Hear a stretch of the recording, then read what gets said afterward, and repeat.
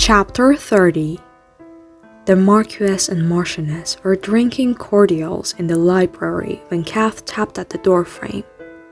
They looked as exhausted as Marianne had, and though Cath knew their day had been spent entertaining and mingling more than the sort of labor Marianne and the servants had done, she still had a great deal of sympathy for them. The Turtle Days festival had been trying for everyone. Despite Marianne's pessimism, Cath thought maybe her parents would be too upset to argue with her. Maybe they would be more receptive to her frightening new ideas when their long-held traditions had so recently collapsed around them. She did feel guilty about hoping it was so. "Retiring early?" her father asked when he saw her lingering in the doorway. "I don't blame you, child. Come give me a good-night kiss." Cath forced her lips to a smile and came forward to give her father a kiss on his wrinkled brow.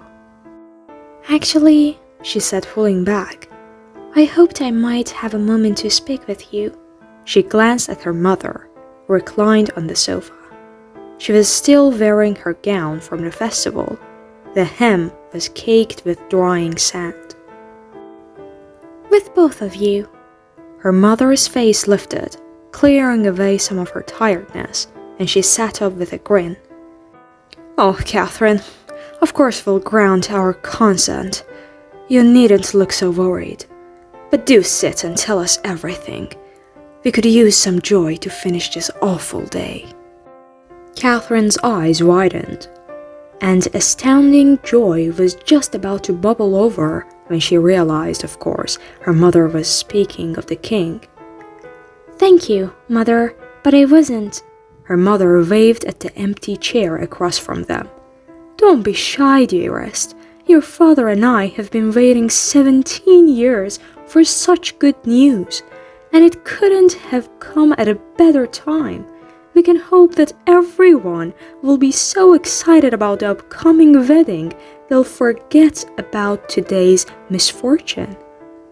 She pressed a hand to her forehead, like trying to rub the memory out from her brow, before her eyes brightened again. "Did he propose during the quadrille? You looked so happy out there. Love-struck even, if I'm not mistaken." "Naughty child, I can hardly believe you kept a secret from us for even a moment." Catherine gripped her hands together. "You misunderstand, Mother. The king hasn't proposed. He was speaking prematurely during the contest." The corner of her eye twitched. "To be honest, I'm irritated that he wasn't more careful with keeping our courtship an intimate affair."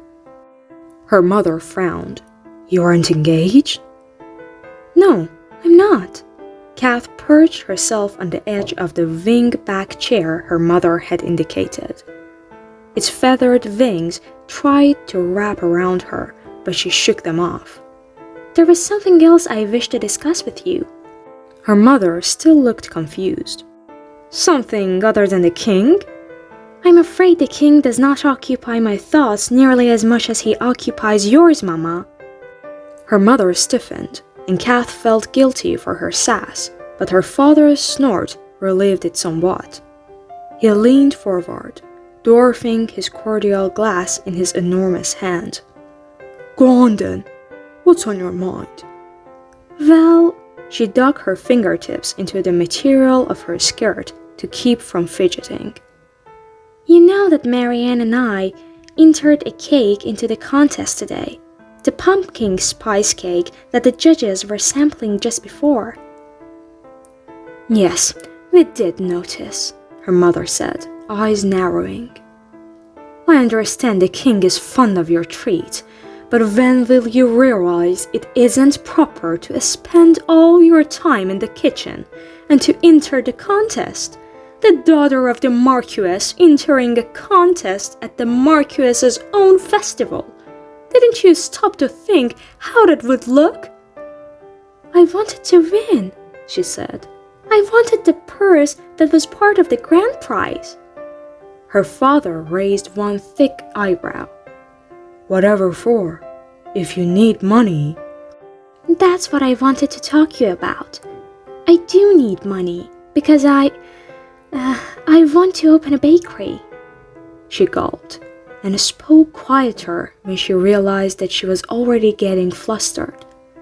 Marianne and I want to open a bakery. Her parents gaped at her, both speechless for once. She plowed on. We've been talking about it for years. I know you don't think it's proper.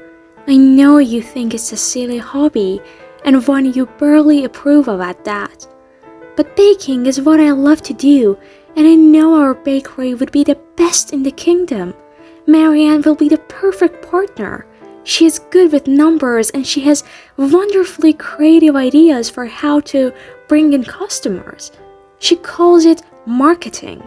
Plus, there is a storefront opening up on Main Street soon, where the cobbler is now, you know. It's owned by the Duke, but I'm confident I can persuade him. "A bakery?" her mother roared, and Catherine jolted, wondering whether everything past her initial declaration had been wasted words. "Whatever do you want to open a bakery for? You're going to be queen, Catherine." Her shoulders tensed. The king has not proposed to me, nor have I accepted him. Her mother tittered and flicked her fingers through the air, appeased just like that, always halfway between irritation and amusement. "But he will. Besides, can you imagine? You opening a bakery? Why, you'd become an elephant. You can hardly control your sweet tooth as it is." She brushed her hands together as if to clear them of such ludicrous talk.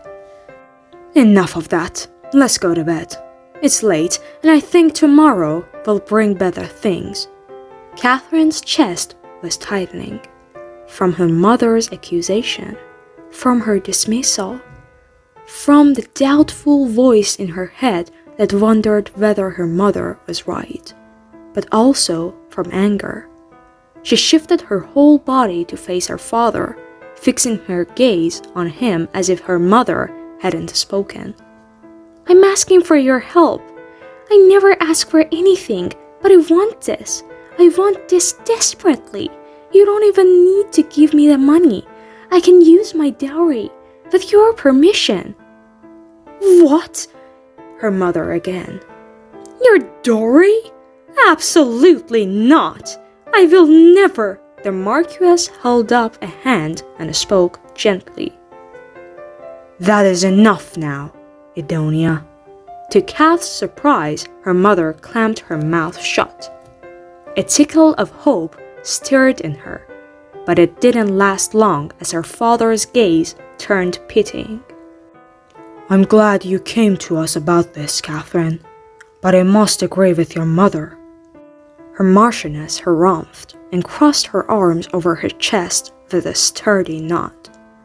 "But, father," "Ladies are not meant to own businesses, and the heir to Rock Turtle Cove has much greater things in store for her future than a lifetime of being elbow deep in eggs and flour."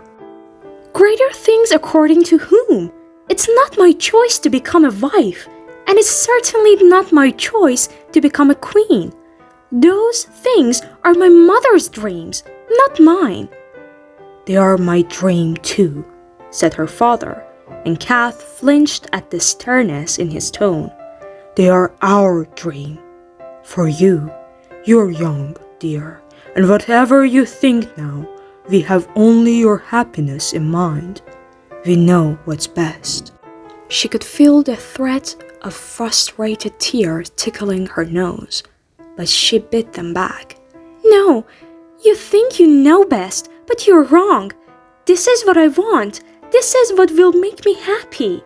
Her mother threw a hand into the air, complete with a disgusted sound from the back of her throat, but her father's gaze was steady. In fact, Catherine could not remember her father ever looking so immovable. It was disconcerting and her lip trembled at being the receiver of such a look. "You don't understand what it is you're asking for.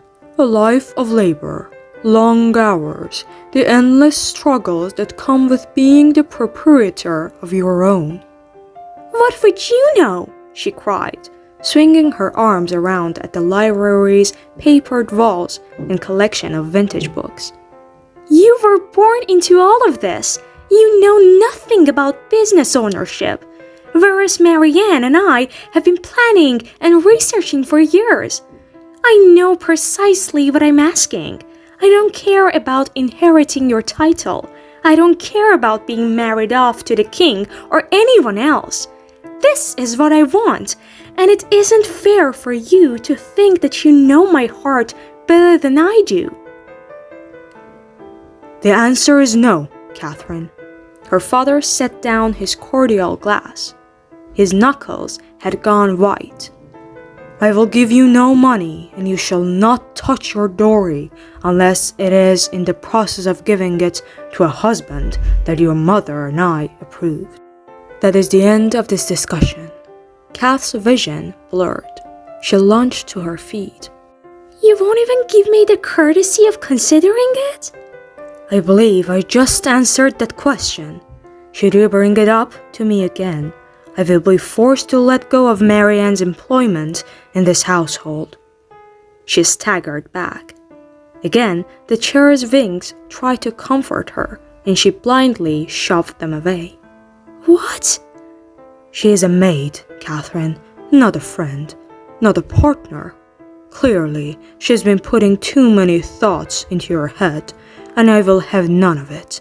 Is that clear?" She gawked at him, her jaw working but no words able to form.